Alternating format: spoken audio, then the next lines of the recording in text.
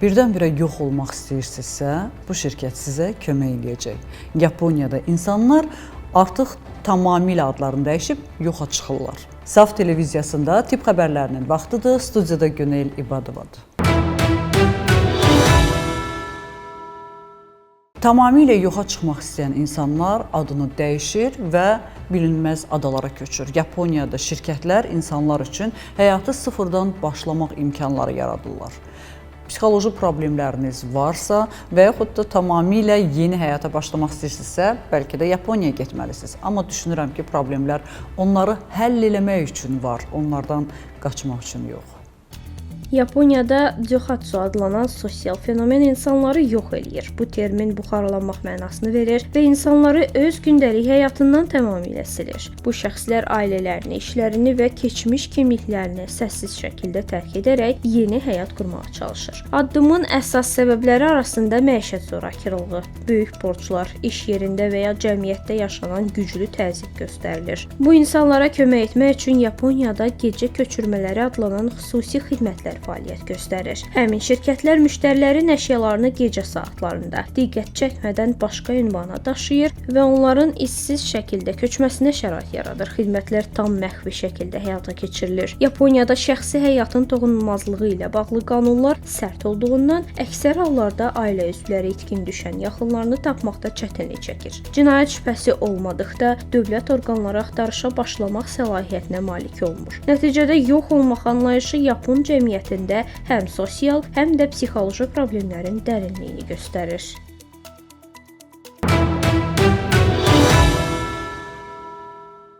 Həddindən artıq çəkisi olan insanları zooparka göndərirlər. Niyə?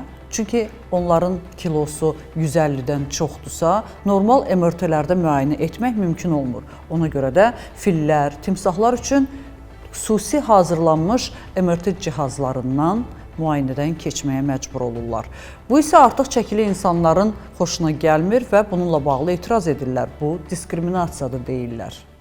Artıq çəkili xəstələr KT və MRT üçün zooparka göndərilir. Bəzi ölkələrdə həddən artıq çəkisi olan pasiyentlər standart xəstəxana avadanlıqlarının texniki imkanları səbəbindən KT və MRT müayinələrini adi tibb müəssisələrində etdirə bilmirlər. Mütəxəssislərin bildirdiyinə görə peşəkar tibbi görüntüləmə cihazlarının əksəriyyəti 450-650 funt, yəni təxminən 200-295 kiloqram çəkiyə qədər nəzərdə tutulub. Bu həddi aşan xəstələr isə bəzən zooparklarda və ya baytarlıq klinikalarından istifadə olunan iri heyvanlar üçün dizayn edilmiş avadanlıqlara yönləndirilir. Texniki baxımdan bu yanaşma tibbi ehtiyacı qarşılasa da, bir çox pasiyent üçün psixoloji baxımdan ağır nəticələr doğurur. Xəstələr bu təcrübəni motivasiya edici deyil, alçaldıcı və damalayıcı hesab edirlər. Səhiyyə üzrə ekspertlər vurğulayır ki, məsələ fərdi uğursuzluq deyil. Səhiyyə sistemində mövcud olan ciddi xidmət boşluğunu üzə çıxarır. Onların fikrincə artan piylənmə göstəriciləri fonunda xəstəxanaların texniki imkanları yenilənməli və bütün pasiyentlər üçün bərabər tibbi çıxış təmin edilməlidir.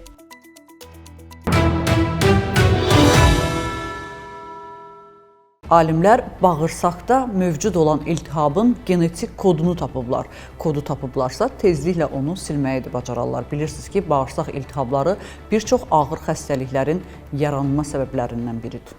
Bağırsaq iltihabının kökü hardadır? Alimlər bağırsağın xroniki iltihabi xəstəliklərinin yaranmasına mühüm rol oynayan genetik səbəbi müəyyən ediblər. Araşdırmalara görə PTPN2 adlı genin funksiyasının pozulması bağırsaq divarının qoruyucu mexanizmini zəiflədir. Normal şəraitdə bu gen immun sistemi tənzimləyir və zərərli bakteriyaların bağırsaq hüceyrələrinə daxil olmasının qarşısını alır. Lakin genetik pozuntu zamanı bağırsaqda yaşayan bəzi patogen bakteriyalar hüceyrələrə daha asan yapışır və iltihabi proses başlayır. Bu hal xüsusilə Kron xəstəliyi və ya xoralı kolit kimi ağır bağırsaq xəstəliklərinin inkişaf riskini artırır. Mütəxəssislər bildirirlər ki, bu kəşf gələcəkdə genetik risk daşıyan şəxslər üçün daha dəqiq diaqnostika və hədəfli müalicə üsullarının hazırlanmasına imkan yarada bilər.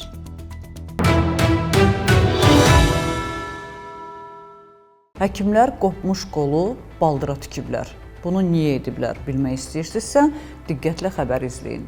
Xatırladım ki, görüntülər o qədər də ürək açan deyil. Ona görə ürəyiniz zəifdirsə, baxmayın.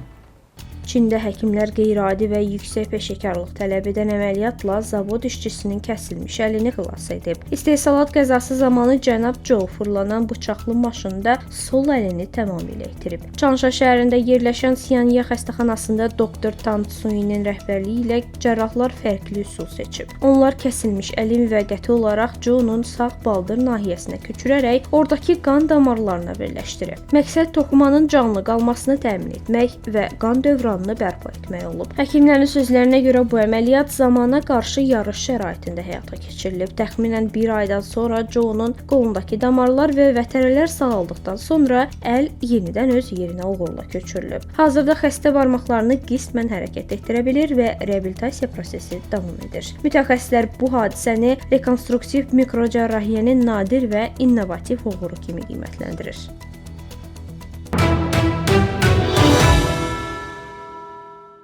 Bugün olan səhiyyə xəbərlərimiz bu qədər. Dünyada və ölkədə baş verən ən vacib tip xəbərlərini bizdən izləyin. Unutmayın, bilmək hər zaman bir addım öndə olmaq deməkdir. Özünüzü və doğmalarınızı qoruyun. Sağ olun, salamat qalın.